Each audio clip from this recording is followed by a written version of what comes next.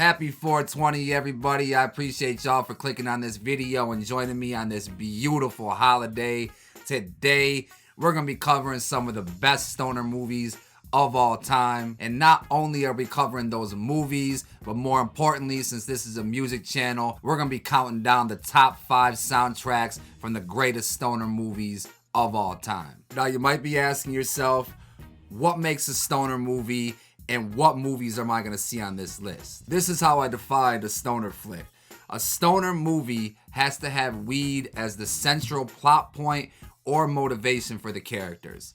Pretty cut and dry. So that means no movies like Super Troopers, Dazed and Confused, Detroit Rock City, or Ted. But what that does mean is the movies featured on this list in no order are as follows. Mac and Devin Go to High School, Pineapple Express, Friday, How High, and Half Baked. Now with all that out of the way, all that said and done, it's time to roll up, pack your bowls, pack your bongs, pop a couple milligrams of edibles, heat up that dab rig, and let's get into this list. Happy holidays, y'all.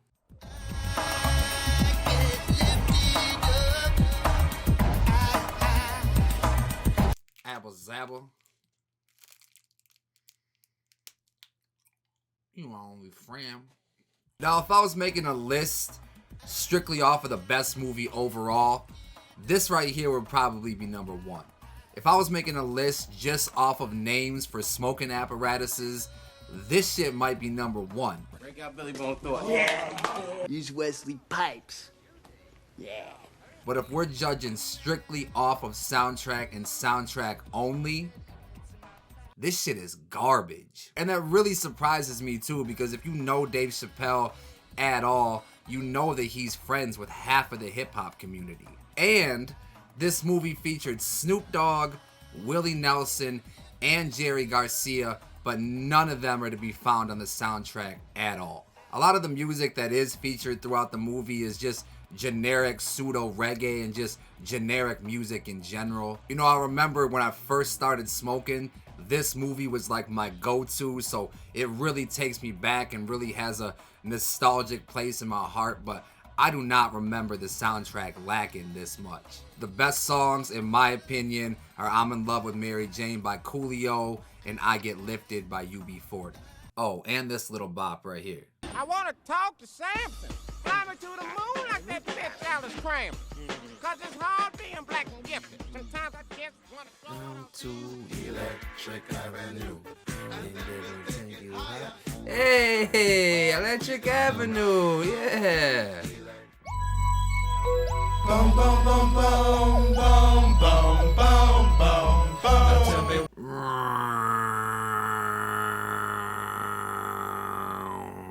Pineapple Express definitely holds a special place in my heart because it came out around 2008, and that's when I was in my peak school stoner phase. But did it have a good soundtrack? That's the real question, and the answer to that question is kind of. That's why it's number 4. Let's talk about it. Of course, as everybody knows, if you've seen this movie, you know it starts off with Electric Avenue. We also got Coconut Girl by Brother Nolan, Time Will Tell by the legend Bob Marley, Poison by Belle Biv DeVoe. Shaq makes an appearance on this soundtrack. But my 2 favorite examples of how they use good songs in good scenes come when my muse for wearing this right here, Red, is sitting there just fucking dying in the bathroom. My Crossroads by Bone Thugs is playing. Fucking love that scene. And then my other favorite scene is when they're loading up, getting ready to go get their revenge and shit, and they're loading up the weapons, and then this scene happens.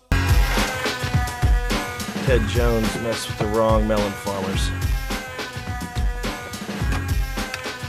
Thug life. But if I could talk about just the movie for a second, I do think it's low-key problematic that Seth Rogen's character is dating a high schooler who's admittedly 18. I heard that. I wish I didn't hear that, but I just heard that. And she's played by America's sweetheart, Amber Heard. I just don't think none of that shit would fly in 2023. Look at this thing. Look at this fucking joint. Cross joint my ass. But as far as the soundtrack overall goes, It wasn't offensive or anything. It was nothing that stood out to me in a negative way. And it was cool for what it was. Got blunt. Got weed.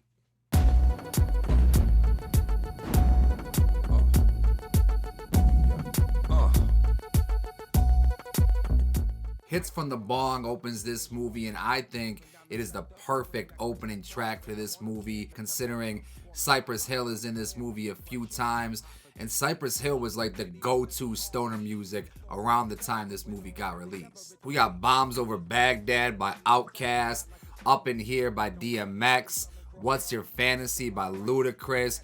We got some Limp Bizkit on the soundtrack. We don't have NWA, but we do have an Asian dude saying the N-word, so close? Niggas with attitude. The way they use Du Hast by Rammstein in the scene that they use it in makes for one of my favorite moments of this entire movie. Redman's trying to wake up Method Man. He's trying to use the alarm clock, but realizes that's not gonna work, so he bumps Du Hast by Rammstein over the big speaker.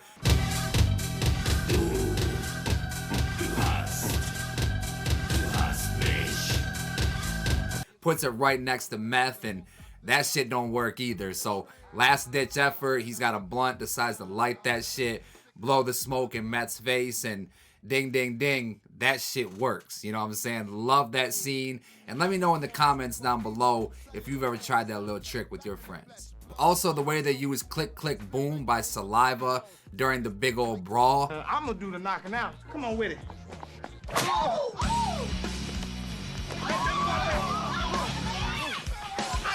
That made my 13-year-old football player heart smile. The soundtrack is honestly a majority of just Method Man and Redman, which is cool. They're legends. I love them, love their music, but I would have liked a little bit more variety on the soundtrack. I'm in love with Mary Jane. She's my main thing. She makes me feel alright. She makes my heart sing. The opening credits spin as Trying to See Another Day by the Isleys are playing, and right off the bat, this is getting a huge dub in my book. Anytime your soundtrack features some old school R&B and soul, especially the Isleys, hey, that's a dub in my book, bro. Personally, when I'm starting to smoke sesh, if I'm listening to music, it's gonna be some sort of old school R&B and soul about 50% of the time. And the Isleys are definitely too dope. We also got Keep Your Head Ringing by Dr. Dre, Mary Jane by Rick James, Slick Rick, Hoochie Mama by 2 Live Crew. We got Little Child Running Wild by Curtis Mayfield, Lowrider by Tone Loc, which is probably more famous for being the intro song to George Lopez and waking you up at 3 a.m. because it is so much louder than everything else. And the last 2 songs I want to talk about, the way they use them within the movie makes them my favorite on this list. I'm talking about Easki, Blast If I Have To. The way they use this song during the drive-by scene fits the intensity perfectly. Hey, who's that? It ain't them niggas that act hard. It's the It's the ones that put the slugs in your ass and tell your ass goodnight. And last but not least, I'm talking about Bootsy Collins' Got Me Wide Open, which plays during the infamous Miss Parker scene. Hi, Miss Parker. Hi, boy. We gonna let me fuck Miss Parker? What'd you say, honey? Huh? Nothing.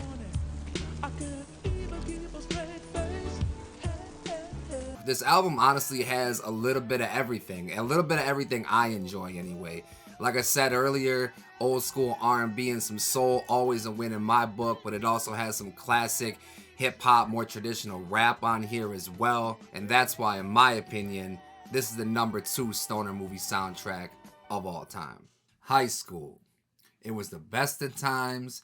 It was the worst of fuck shit. High School. It was the breast of times. Shit. Fuck. So what, we get drunk. So what, we smoke weed. We're just having fun. We don't care who sees. This one might surprise a lot of you seeing it at the top of my list, but if you've seen this movie and listened to the soundtrack in this movie, it really shouldn't come as a surprise. But for those of you who haven't seen this movie, let me catch you up real quick. The movie, of course, stars Wiz Khalifa and Snoop Dogg. Snoop Dogg plays a character named Mac, who's in his 15th year of high school. Wiz Khalifa plays a character named Mac, who's super scholar 5000, valedictorian, 5.0 GPA type of cat. They're put together on a big class project that makes up a majority of their grade, and basically if they fail, they don't graduate, and they need each other. They need to graduate for their different reasonings. Snoop, he wants to graduate because this fine ass teacher played by Tierra Marie said that she doesn't date students, so he has to graduate in order for him to get the cheeks. Wiz, on the other hand, he wants to graduate because he wants to get into a good school. That about sums it up. Let's talk about the soundtrack. Actually, if we could back up a minute, let's go back to the very opening. Let's go back to the intro of the movie. The character Slow Burn, who's just a little joint, a little pre-roll, is played by the very uber problematic Mystical. I loved it at the time, but watching it back, knowing what I know about Mystical nowadays, it kind of makes me give a side eye. But anyway, the soundtrack.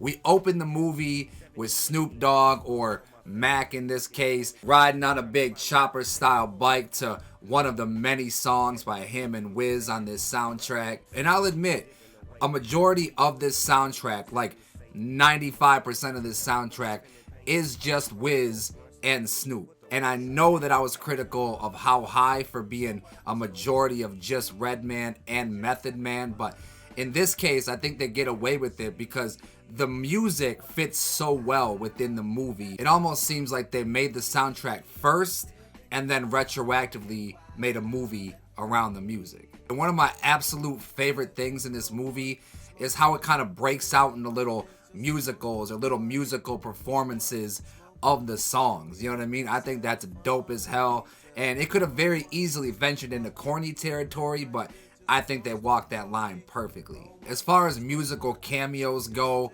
we got Ty Dolla $ign. We got a dude who I initially thought was Kid Cudi, but it's not. We got Far East Movement. Anybody remember them? We got the legend Andy Milonakis. Yo, where the fuck you walking, stupid bitch? I'll admit that some of these songs do focus a little bit too much on the high school aspect, but not enough so that I wouldn't bump these away from just listening to them during the movie. I mean, the opening track, 630, stays in your head from the first time you hear it. We got Talent Show, that was a bop. French Inhale featuring Mike Posner was on repeat after I heard it the first time. And Young, Wild, and Free is one of the greatest feel-good party songs in the last 15 years. All in all, I thought this movie was great. I thought this soundtrack was great, and that's why it's taken the #1 spot. Hey man, before y'all get out of here, if you made it this far, I just want to say thank you for clicking on this video today. If you fuck with the video that you just watched, consider hitting that subscribe button. Let me know down in the comments what I got right on this list, what I got wrong, what you would have put in the top 5, what you would have took out of the top 5. I'm usually over here doing reviews, reactions, breakdowns to the latest hip-hop tracks and albums. Check out one that's popping up right here. And remember, if it's not too dope, then it's probably mids.